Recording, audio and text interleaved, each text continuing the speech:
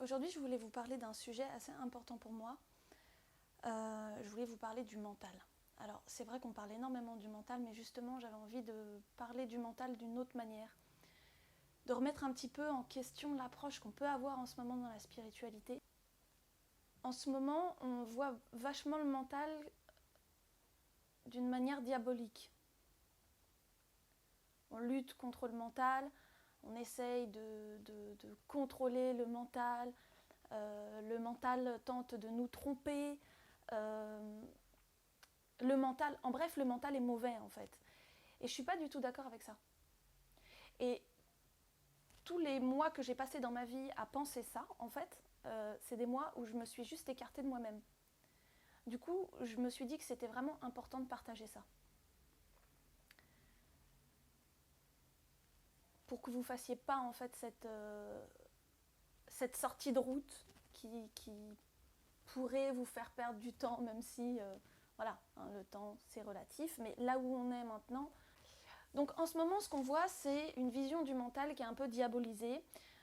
On essaye de le contrôler, on essaye de ne pas se faire avoir par le mental. Et en fait, tout ça, ça vient d'une vision où le mental est séparé de nous-mêmes et de notre expérience, en fait. Et où on s'identifie, où on tente de s'identifier tant bien que mal à l'unité, sans avoir saisi le truc.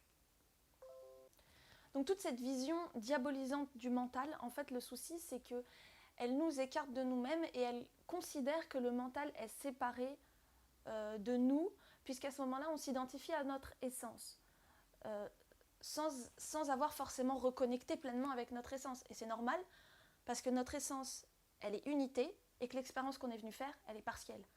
Donc, on ne peut pas être l'unité à ce moment-là. Enfin, je veux dire, c'est pas ce qu'on a décidé de faire. Ok ? Mais si on considère l'autre comme un ennemi, là, on se complique l'expérience, en fait. Vraiment. Et l'autre, en l'occurrence, c'est le mental. Plus on va essayer de lutter contre le mental, plus ça va être dur pour lui, en fait. Et c'est normal parce que c'est comme ça qu'il fonctionne. C'est une donnée de l'expérience terrestre, en fait, vraiment.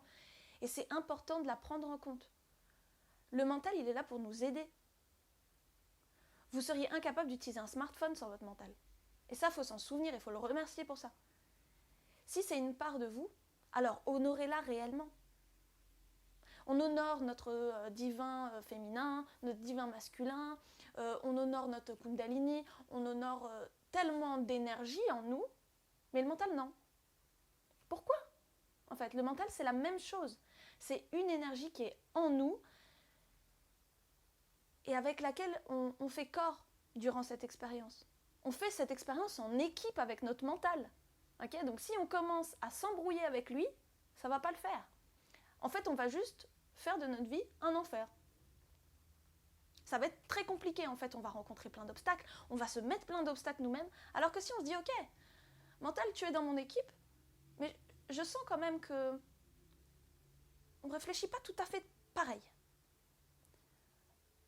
Il y a des trucs pour lesquels tu es super compétent. Et ça, je sais que je peux pleinement me remettre à toi. Mais il y a des trucs mentaux qui te font paniquer. Et c'est normal parce que c'est pas dans ton domaine de compétence. Mais t'essayes de leur trouver tout le temps un cadre. T'essayes de mettre un cadre sur tout. Et c'est normal, c'est ton mode de fonctionnement.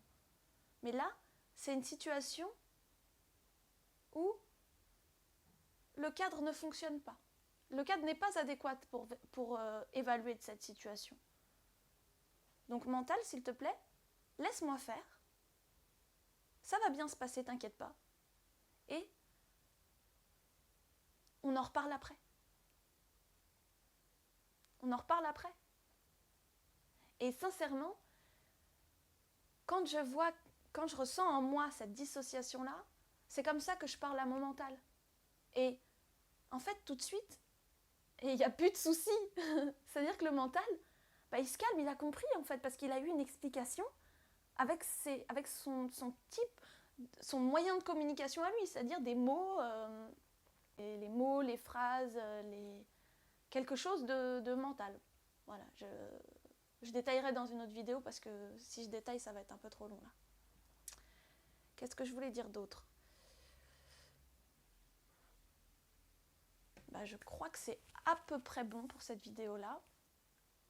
Donc voilà, le message c'est vraiment connecter avec votre mental. N'ayez pas peur de lui, il n'aura pas peur de vous. Faites équipe. Et c'est pas parce que vous faites équipe qu'il va prendre le contrôle. Ok? Non, c'est pas vrai. Il va peut-être essayer, mais il va pas réussir. Parce que si votre mental prend le contrôle, c'est parce que vous lui donnez. Ok?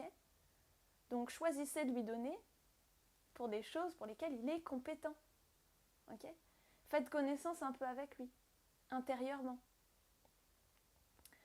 On verra comment par d'autres méthodes plus tard, mais déjà par des méthodes plus spirituelles et introspectives, parlez-lui, tout simplement. Et si cette idée-là vous parle pas trop, en essayant de remplacer mental par cerveau, peut-être que ça vous parlera plus. Moi, il y a des moments où mon mental, moi, je l'appelle cerveau. Et c'est ok, en fait. C'est ok, tout simplement parce qu'à ce moment-là, c'est le mot cerveau qui résonne plus pour moi. Donc, si il résonne plus pour moi, c'est celui-là que je vais utiliser, en fait. Écoutez-vous. Écoutez-vous et faites équipe avec vous-même. Ok ? On verra plein d'autres moyens de faire équipe avec soi-même, mais là, par rapport au mental, c'est hyper important, c'est vraiment une base. Et le truc, c'est que si vous passez à côté de cette information, vous allez vous retrouver dans une sorte de guerre avec vous-même qui ne va pas vraiment vous avancer. Alors, ça va être une expérience, donc vous allez apprendre, évidemment, mais pas forcément dans un chemin qui vous rapproche de vous-même. Et je pense que c'est super important. Donc voilà, envoyez-vous de l'amour, envoyez de l'amour à votre mental, et je vous dis à la semaine prochaine, je crois, pour une autre vidéo.